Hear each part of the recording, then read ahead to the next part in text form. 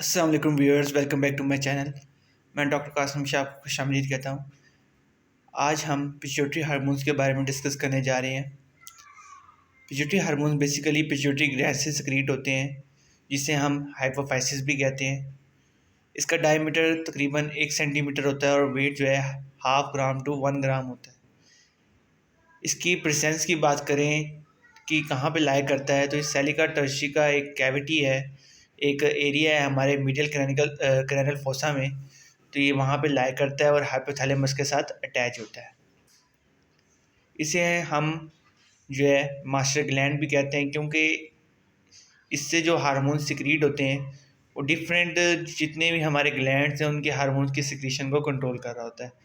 इसके दो पोर्शन होते हैं, एंटीरियर पिट्यूटरी जिसे हम एडिनो हाइपोफाइसिस भी कहते हैं, पोस्टीरियर पिट्यूटरी जिसे हम न्यूरो हाइपोफाइसिस भी कहते हैं। अभी जैसे मैंने बात की कि पिट्यूटरी ग्लैंड जो है मास्टर ग्लैंड है हमारा, इसके दो पोर्शन हैं, एंटीरियर पिट्यूटरी और पोस्टीरियर पिट्यूटरी। इससे जो हार्मोनल सिक्रीशन हो रही है वो तमाम जितने डिफरेंट ग्लैंड्स हैं, जिसमें हमारे पास थायराइड ग्लैंड आ जाता है, एड्रीनोकोर्टिकोट्रॉफिक हार्मोन्स की सिक्रीशन को, ग्रोथ हार्मोन की सिक्रीशन को, गोनाडोट्रॉफिक हार्मोन्स की सिक्रीशन को, प्रोलैक्टिन की सिक्रीशन को, melanocyte, oxytocin, anti diuretic hormones वगैरह, ये सब जो है इनकी प्रोडक्शन होती है, इनके कंट्रोल होते हैं। अब वो हार्मोन्स जो इंटीरियर पिट्यूटरी से सिक्रीट हो रहे हैं उनमें हमारे पास ग्रोथ हार्मोन आ जाते हैं, जो कि हमारी ग्रोथ को प्रमोट करते हैं, हमारी डेवलपमेंट कराते हैं विद एज। एडिनोकोर्टिकोट्रॉफिक हार्मोन्स की बात करें तो ये जो हमारे एडिनोकोर्टिकल हार्मोन्स हैं, जो कि हमारे एड्रिनल ग्लैंड से सिक्रीट होते हैं, उनके प्रोडक्शन को कंट्रोल कर रहे हैं। थायराइड स्टिमुलेटिंग हार्मोन जो है थायराइड ग्लैंड से जो हार्मोन सिक्रीट हो रहे हैं उनकी जो प्रोडक्शन है उनको कंट्रोल कर रहे हैं। प्रोलैक्टिन जो है हमारी डेवलपमेंट करा रहे हैं, ब्रेस्ट की और मेल सेक्रेशन की जो रेट है उसको बढ़ा रहे हैं। गोनाडोट्रोपिक हार्मोन्स की बात करें तो इनमें हमारे पास दो हार्मोन्स आते हैं, फॉलिकल स्टिमुलेटिंग हार्मोन और luteinizing hormone. Follicle stimulating hormones जो है हमारे पास वो जो है हमारे फॉलिकल्स हैं उसकी ग्रोथ करवाते हैं, उनकी प्रोडक्शन करवाते हैं ओवरीज के थ्रू। इसके अलावा स्पर्म की मैच्योरेशन करवाते हैं टेस्टिस सेल।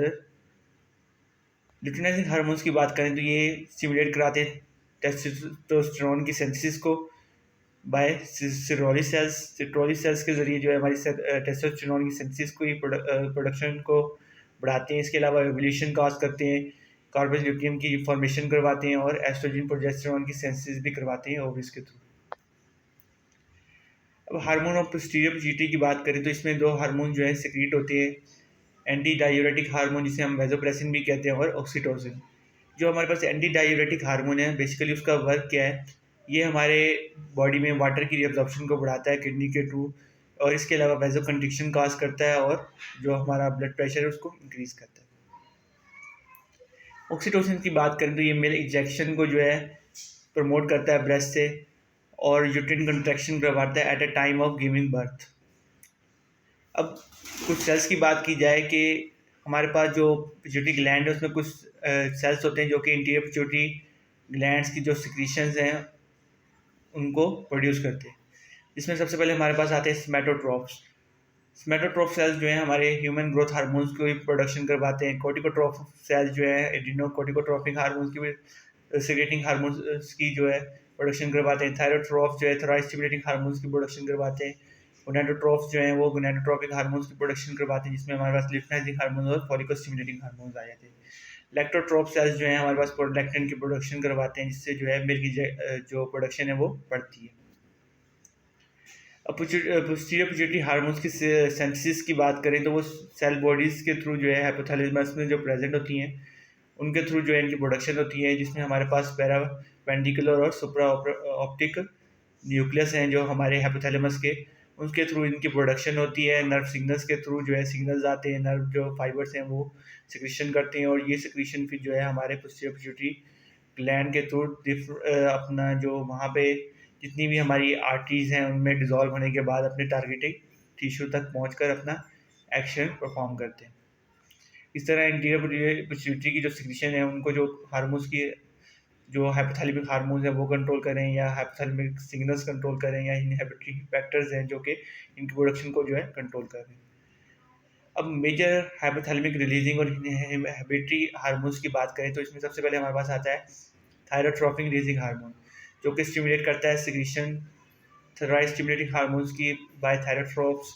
कोर्टिकोस्ट्रोपिन रिलीजिंग हार्मोन जो है हमारी कोर्टिकोस्ट्रोपिक जो एडिनोकोर्टिकोट्रोपिक हार्मोन्स हैं कोर्टिकोट्रोप से जो रिलीज हो रहे हैं उनकी सिक्रीशन को जो है स्टिमुलेट करता है। ग्रोथ हार्मोन रिलीजिंग हार्मोन जो है वो ग्रोथ हार्मोन की प्रोडक्शन को जो है इंक्रीज करते हैं by somatotropes. Growth hormone inhibitory hormones जो है इनहिबिट करते हैं ग्रोथ हार्मोन की सिक्रीशन को by somatotropes. Gonadotropin releasing hormone जो है स्टिमुलेट करते हैं secretion of FSH and LH by gonadotropes। Prolactin inhibitory hormone जो है वो इनहिबिट करते हैं सिंथेसिस और secretion of prolactin by lactotropes. Physiological functions of growth hormone की बात की जाए तो इसके जो ग्रोथ हार्मोन्स हैं हमारे बेसिक इसका वर्क हमारी ग्रोथ को हमारे डेवलपमेंट को जो है प्रमोट करना है। तो मेटाबॉलिक इफेक्ट्स की बात करें ग्रोथ हार्मोन्स के तो इसमें हमारे पास प्रोटीन की सिंथेसिस जो है इंक्रीज हो जाती है सेल जो हमारे जितने भी मोस्टली सेल्स हैं हमारी बॉडी में उनके थ्रू।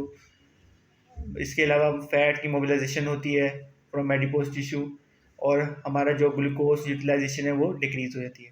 पहले इनहांस प्रोटीन डेपोजिशन की बात करें तो किस तरह ग्रोथ हार्मोन हमारे जो प्रोटीन सिंथेसिस है उसको इंक्रीज कर रहा है। तो इसमें हमारे पास हमारे जो हमारे अमाइनो एसिड होते हैं उनकी ट्रांसपोर्ट जो है वो बढ़ जाती है सेल मेम्ब्रेन्स के अंदर। और इसके अलावा प्रोटीन सिंथेसिस इंक्रीज हो जाती है बाय राइबोसोम्स। इसमें तीसरा पॉइंट जो आता है हमारी न्यूक्लियर ट्रांसक्रिप्शन जो है स्टार्ट हो जाती है जिससे DNA से जो है mRNA बनता है और mRNA फर्दर राइबोसोम्स के थ्रू प्रोटीन सिंथेसिस स्टार्ट करते हैं। इसके अलावा हमारे जो प्रोटीन और अमाइनो एसिड उनकी कैटाबॉलिज्म जो है डिक्रीज हो जाती है।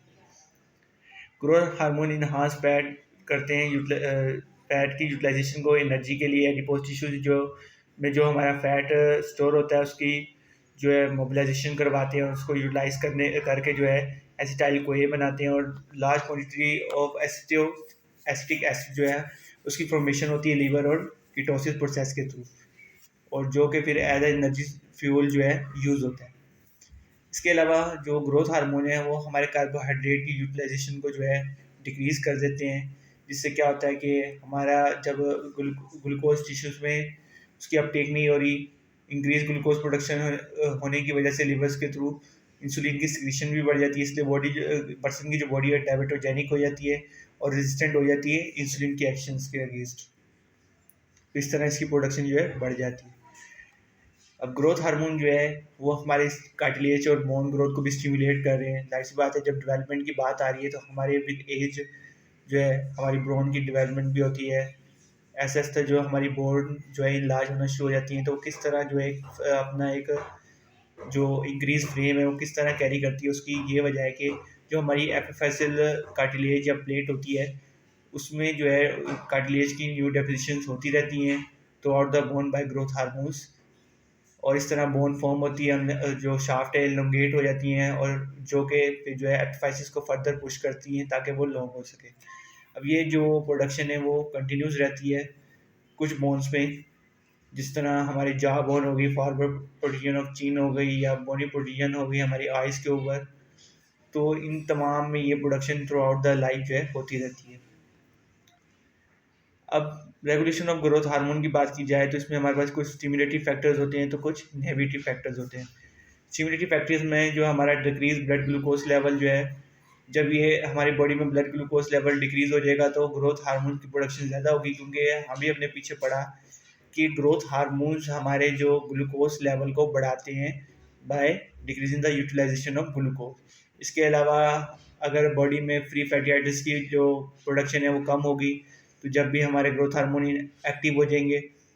इसके अलावा अगर हमारी बॉडी में अमीनो एसिड्स की जो अमाउंट है वो ज़्यादा है तो भी हमारा ग्रोथ हार्मोन एक्टिवेट हो जाएगा। स्टारवेशन की कंडीशन में ट्रॉमा की कंडीशन में डीप स्लीप की कंडीशन में जो ग्रोथ हार्मोन है उनकी रिलीजिंग जो है बढ़ जाती है। अब इनहिबिटरी फैक्टर्स की बात करें तो अगर बॉडी में ग्लूकोज लेवल ज़्यादा है फ्री फैटी एसिड ज़्यादा है अमीनो एसिड कम है एजिंग की कंडीशन है ओबेसिटी है या ग्रोथ हार्मोन इनहिबिटरी हार्मोन्स जिसको हम सोमैटोस्टैटिन हार्मोन भी कहते हैं उनकी प्रोडक्शन हो रही है तो इस वजह से क्या होता है कि हमारे जो ग्रोथ हार्मोन है उनकी प्रोडक्शन डिक्रीज होना शुरू हो जाती है। नेक्स्ट हम एबनॉर्मैलिटीज़ को डिस्कस करेंगे इससे नेक्स्ट लेक्चर में। तो आज का हमारा लेक्चर यहीं पे ख़त्म करते हैं हम। इससे नेक्स्ट हम तमाम एबनॉर्मेलिटीज़ को और पिट्यूटरी हार्मोन्स को जो है डिस्कस करेंगे। अगर वीडियो अच्छी लगी हो तो चैनल को सब्सक्राइब